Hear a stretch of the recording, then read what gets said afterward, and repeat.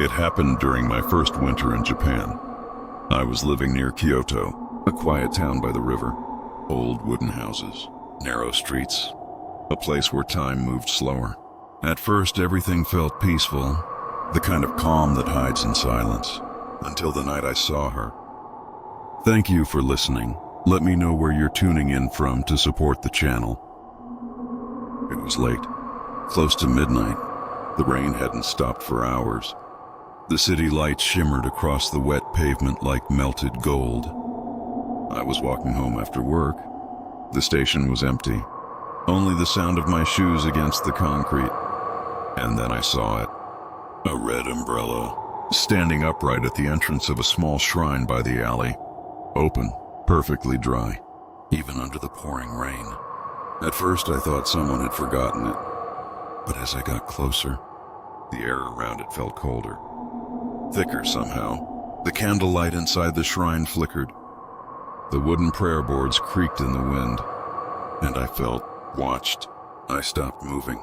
The rain softened, almost paused, and from somewhere behind me, a soft voice whispered, "Watashi kirei." The words froze my spine. Even if you don't speak Japanese, you know what it means. Am I pretty? I turned slowly. No one there. Just rain sliding down the street, but the umbrella was gone. I didn't run, not yet, because I saw something else. A reflection on the shrine's window, a face behind mine, blurred, smiling beneath a white mask. I blinked and it vanished, but when I stepped back, the ground was wet where the umbrella had been, and lying in the puddle was a single red ribbon. I picked it up without thinking. It felt warm, like it had just been held by someone. When I looked closer, I saw faint characters stitched into the fabric. It means the old smile. I don't know why, but I took it home with me. Maybe I wanted to understand the story behind it. Maybe I just didn't want to believe what I'd seen. That night, as I placed the ribbon on my table, the lights flickered once, twice, and for a moment, I saw a shape reflected in the window glass. A woman, standing outside in the rain, head slightly tilted, watching me through the glass. When I turned around, there was no one there, but the ribbon was gone. The next morning, Kyoto was covered in fog, thick, colorless, like the city had forgotten how to wake up. The air smelled of rain and something faintly metallic. I didn't sleep much that night. The sound of dripping water echoed inside my head, like footsteps pacing behind my walls. I kept thinking about that ribbon, how it disappeared right in front of me, and that face in the window. I told myself it was exhaustion. I'd been working too much, but deep down, I knew that wasn't it. Around noon, I walked back toward the shrine. The path was empty, silent. Even the usual sound of cicadas had vanished. When I reached the alley behind the shrine, the fog thickened. Every shadow looked alive. Every reflection stretched a little too far. The umbrella wasn't there anymore, but the ground was still wet beneath the torii gate, as if someone had been standing there all night. I heard a voice behind me, a boy maybe 10 years old. He was staring at me, eyes wide, pale as paper. "You saw her, didn't you?" he asked softly. I froze. I didn't know what to say. He pointed toward the alley. "That's where she lives now." Before I could ask what he meant, he turned and ran, barefoot, straight into the mist, his footsteps fading faster than they should have. Something about his voice stayed with me, like I'd heard it before, maybe in a dream. The alley was narrow, darker than it should have been in daylight. The air was colder the deeper I walked. I could see my breath forming in the air. There was a mirror nailed to one of the walls, old, cracked, half covered in dust. Someone had tied small paper charms around its frame. I wiped a bit of dust from the surface and felt my heartbeat stop. Because the reflection didn't match what I saw, my body was turned slightly. But in the mirror, I was facing forward, and behind me, a shadow was standing still. Long hair, a mask, and that red umbrella leaning against her shoulder. I spun around instantly. Nothing, just silence. But when I looked back, the mirror had fogged up again. This time, words appeared slowly, written from the inside. "Do you think I'm pretty?" My knees almost gave out. I stepped back, tripping over a stone, and the mirror fell, shattering across the ground. The sound echoed unnaturally long, like the alley itself was breathing it in. I turned and ran. Didn't stop until I reached the main street again. The fog broke open behind me, spilling into the road like smoke. People walked past me as if nothing had happened. Cars rolled by. Normal life continued, but my reflection in every shop window didn't look quite right anymore. A split second slower, a little too still. That night I tried to call Hana, my friend from university. She studied Japanese folklore and maybe she'd know what was happening. But her line didn't connect, just static. When I hung up, I noticed my phone screen was cracked. A small red line running diagonally across the glass, exactly like the one that split the mirror. And from the speaker, a faint whisper started to rise. Soft, rhythmic, almost melodic. "Watashi kirei." The voice repeated it slowly, over and over. Each time, closer to my ear. I dropped the phone. It hit the floor face down. Still glowing faintly, the sound continued, muffled now, but constant. When I finally picked it up, the camera app was open, and for a split second I saw myself on screen. But the person in the reflection was smiling. A wide, unnatural smile, from ear to ear. The next day, I couldn't shake the feeling that something was following me. Not footsteps exactly, more like an echo that waited for me to move first. Every reflection I passed seemed to hesitate. Just for a moment, I tried to convince myself I was imagining it. But that night something changed. While scrolling through my phone, I found an old photo, taken 2 days before everything started, outside that same shrine during the first snowfall of the season. I remember asking a stranger to take it for me. A woman in a beige coat, face covered with a surgical mask. Her voice had been soft, polite, too soft. When I zoomed in, my heart froze. Behind me, by the edge of the torii gate, a figure holding a red umbrella. It wasn't raining that day, and she wasn't there when the photo was taken. At least I didn't think she was. Her mask covered her mouth completely, but her eyes, they were smiling. I dropped the phone onto my futon. My hands were trembling, and then I heard it again, that whisper, "Watashi kirei?" It wasn't coming from my phone this time. It came from the small mirror above my sink, the one I always used in the mornings. I turned slowly. The room felt smaller somehow, like the walls were leaning closer.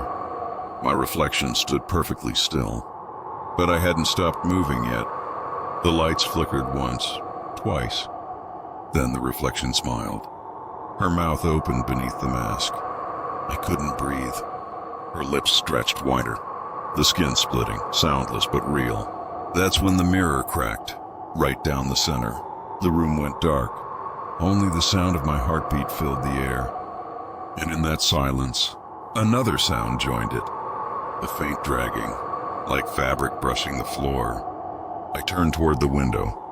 Raindrops had started to fall again. Through the fogged glass, I could see her standing across the street, the red umbrella glowing under the lamplight. Her head tilted slightly. I backed away, tripped over a chair, and when I looked again, she was gone.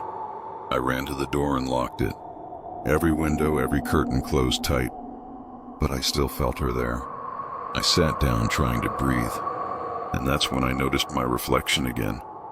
In the black screen of my TV, it wasn't matching me anymore. It blinked when I didn't, and smiled when I looked away. If you've ever felt something watching you in the dark, this story might feel familiar. Hours passed, but I couldn't sleep. The rain outside turned heavier, the kind that seems to drown all other sounds. At some point, my phone buzzed. A message from an unknown number. No text, just an image file. When I opened it, I almost dropped the phone. It was a picture of me, sitting in my room, taken from outside the window, and behind me, that same red umbrella, leaning against the wall. My breath caught in my throat. I turned slowly toward the window. Raindrops trickled down the glass, hiding whatever was beyond. I tried to see through the reflection, but what stared back wasn't mine anymore. 2 eyes, a slit mouth, and a whisper low and trembling. "Am I pretty now?" I couldn't take it anymore. The whispers wouldn't stop. Every reflection in my apartment smiled before I did. That night I decided to go back to where everything began. The shrine by the river. Something inside told me the only way to end this was to face her. The city was silent when I left. Even the traffic lights seemed slower. The air was colder than before, sharp against my skin. When I reached the shrine, the fog was waiting for me, like it had never left, thick and still, pressing against the trees like a living thing. The wooden steps creaked under my shoes. The candles were still burning, faint, orange and trembling, and on the ground before the altar lay the red ribbon I'd lost. It was soaked now, dark with rainwater or something else, but it pulsed faintly when I picked it up. Like a heartbeat, behind the altar a small wooden door was half open. I'd never noticed it before. It led downward, into a hidden space beneath the shrine. The air that came from below was freezing, smelled like old water and rusted iron. I took a breath and stepped inside. The staircase creaked with every step. My flashlight flickered weakly, cutting through the dark like a thread. The deeper I went, the quieter it became. No wind, no rain, just the sound of dripping somewhere far ahead. Then I saw it. A small room carved into the earth, and in the center, a mirror, taller than me. Framed in black wood, paper charms covered its edges, written with ink that had long since faded. And behind the glass, movement, slow, deliberate. It was her. The woman from the shrine, from the reflection, from the photo, standing inside the mirror like it was a doorway. Her mask was gone. Her mouth was split from ear to ear. But she wasn't smiling this time. She was whispering something, over and over, in a voice that didn't sound angry, just lonely. "Watashi Kirei?" I couldn't move. Her eyes locked onto mine through the glass, and I felt something pulling, not on my body, but deeper. The surface of the mirror rippled, like water catching the light, and my reflection began to fade. It was being replaced, slowly, by hers. I stumbled backward, knocking over an old frame hanging on the wall. A photograph fell to the ground. It was black and white, decades old. A group of villagers standing in front of the same shrine, and among them, her same eyes, same slit mouth, except in the photo she was smiling and holding the same red umbrella. My flashlight flickered again, and when the beam caught the mirror, her hands were pressed against the glass. Her fingers stretched thin, clawing at the inside. I turned and ran. The steps behind me groaned and cracked. The air grew colder the faster I moved. When I reached the top, I slammed the door shut. But the whisper followed me through the wood. "Don't leave me here." I froze, because the voice didn't sound distant anymore. It sounded right behind me. I turned slowly, and in the reflection of the offering bowl beside the altar, I saw her standing inches away, her face pale under the moonlight, her mouth trembling as she spoke again. "Am I pretty now?" I blinked, and she was gone. Only the sound of the river below remained. But when I looked at my hands, they were covered in faint red threads, the same pattern as the ribbon, the same pulse, slow, steady, alive. I didn't go home that night. I sat by the river until dawn, and in the water's reflection, my smile began to look more like hers. The morning after, the town felt different, quieter, emptier, like the fog had taken something with it. I hadn't slept. Every time I closed my eyes, I saw her face behind mine, smiling, watching, waiting for me to blink first. When I looked in the mirror that morning, I almost screamed. There was a faint red mark running across my cheek, like a thin cut, stretching toward my mouth. I touched it, It didn't hurt, but it was warm, like the skin remembered her fingers. I tried to tell myself it wasn't real. Maybe I scratched myself in my sleep, but the mark kept growing darker throughout the day. On the subway, people stared at me. Some whispered, some looked away quickly, and when I caught my reflection in the window, I understood why. The mark had spread further. Now it reached the corner of my lips, curving upward, like a smile that wasn't mine. I rushed out at the next stop, ran through the station until my lungs burned, and ended up at the river again. The shrine stood quietly under the mist. No lights this time, no sound. Only the reflection of the water trembling at its base. I walked closer, hands shaking. The ribbon was gone again, but in its place lay a mask. White, smooth, perfectly still. When I picked it up, I felt the same pulse as before. Slow, human, alive. And then from the water, I saw her reflection rise. She wasn't standing anymore. She was crawling, slowly dragging the red umbrella through the current. Her head tilted to one side. Her smile wider now. I froze. Couldn't move. Couldn't scream. She reached the riverbank and stopped. Her lips moved, but I didn't hear the question this time. I heard my own voice instead, repeating her words from before. Am I pretty now? The sound came from me, not her. I stumbled backward, covering my mouth, but the whisper slipped out again. Each time softer, each time less like my own voice. I ran home, locking every door, covering every mirror, but the reflection still found me. In the window, the kettle, the black glass of my phone, all of them smiling back before I did, all of them whispering the same question. By midnight, I couldn't take it anymore. I smashed the bathroom mirror with my hands. Glass scattered across the floor, glittering like frozen tears. And behind every shard, her face appeared again, multiplied 100 times, each one mouthing my name. The cuts on my palms burned, and when I looked closer, they weren't cuts anymore. They were lines, thin red lines curving into a smile. Something inside me broke. I fell to my knees, shaking, whispering to myself over and over, "It's not real. It's not real." But the whisper answered me from somewhere deep inside my chest. "It is now." I blacked out after that. When I woke up, the sky was pale, and there was blood under my nails. Not mine. At least I don't think so. The police found me near the river that morning. They said I was talking to myself, laughing quietly, repeating the same phrase. Am I pretty now? They let me go after a few hours. Said I was just in shock, but when I looked at their faces, they all avoided my eyes. I caught my reflection in the window of the station before leaving. My mouth was different, almost symmetrical, and when I tried to speak, blood ran down my cheek in 2 perfect lines. No one else seemed to notice, but every mirror I passed smiled back. It started 2 days after the police found me. When the neighbors began to knock at my door, they said they'd heard someone inside my apartment at night. A woman's voice, whispering, laughing softly near the window. I told them I lived alone, but their eyes told me they didn't believe it. They said they'd seen her, standing behind me when I turned on the lights. That night I stayed awake. Every creak in the floor made my heart jump. Every shadow looked like it was holding its breath. Around midnight I heard it again, the soft dragging sound, like wet fabric sliding across the wood, coming from the hallway. I stood up, careful not to breathe too loud.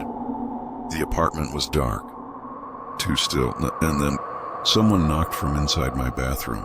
3 slow taps, each one softer than the last. I froze, staring at the door. The mirror inside had been covered since that night. I took 1 step forward. The knocking stopped, and then I heard my own voice whisper through the door. "Watashi Kire?" I felt the blood drain from my face. My knees almost gave out, because the voice was perfect. Identical, but not me. I grabbed the handle with shaking hands, opened the door slowly. The bathroom was empty. The towel on the floor was soaked. The curtain moved slightly. as if someone had just passed through it. And on the mirror, the fabric I'd taped up was gone. In its place, a message written in fog. "Look outside." I turned to the window, and there she was again.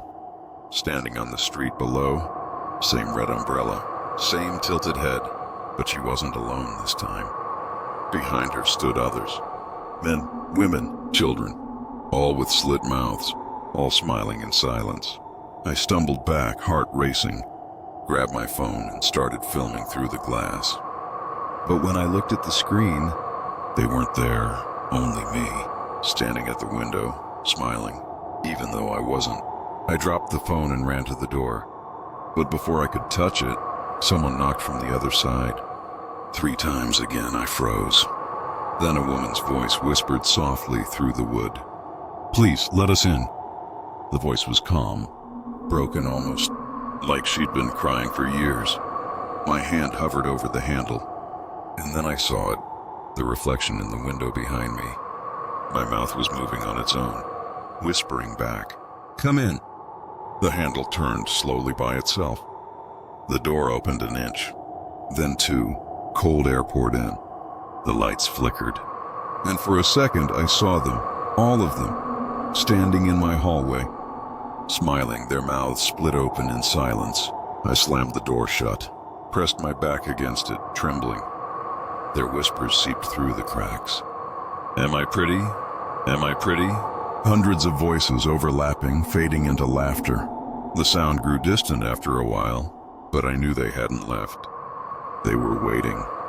In the reflections of my apartment, in the black of my phone screen, even in my eyes when I looked too long in the mirror. That night I wrote everything down.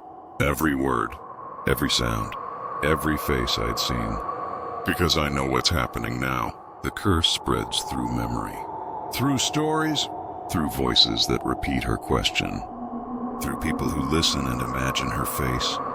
Maybe you've already felt it, that sensation when someone watches you through the glass, when your reflection smiles a heartbeat late. If you've ever felt that, don't answer her, because once you do, she'll find you. I haven't left my apartment in 3 days. The windows are covered, the lights always dim. I keep hearing her voice through the walls. Soft, patient, almost tender, like she's waiting for me to answer. I stopped sleeping. Every time I close my eyes, I see her standing just behind me. Her head tilted, her smile widening in the dark. The cut on my cheek won't heal anymore. It's deeper now. I can feel it pulling every time I try to speak. I recorded myself last night, just to prove I'm still here. Still me. But when I played it back, there was another voice on the tape, a whisper between my words, repeating that question, "Watashi Kiri?" over and over, softer each time, until the voice wasn't hers anymore. It was mine. I smashed the recorder against the wall, but it kept playing, even without batteries. That's when I realized it doesn't need mirrors anymore. She's already inside the reflection that lives behind my eyes. Every time I blink, she comes closer. Each time I breathe, her voice echoes through my chest. I can feel her heartbeat under my skin. It's not a ghost. Not really. It's a memory, feeding on recognition, on the moment someone remembers her face. When I looked out the window tonight, the street was full of them again. Dozens, maybe more, all holding red umbrellas under the moonlight. They weren't moving, just staring up at my window, all smiling the same perfect broken smile. I turned away, and in the reflection of my TV screen, one of them was standing inside the room, her hair dripping, her mouth trembling. She leaned close to the glass and whispered, "You shouldn't have told the story."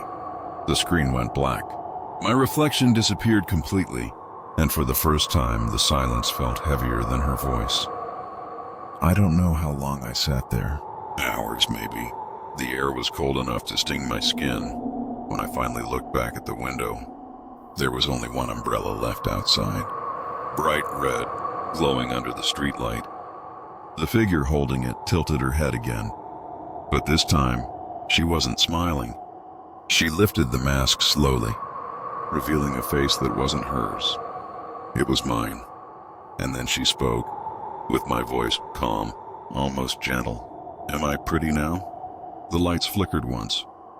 The sound recorder on my table turned itself on, and the tape began to spin again.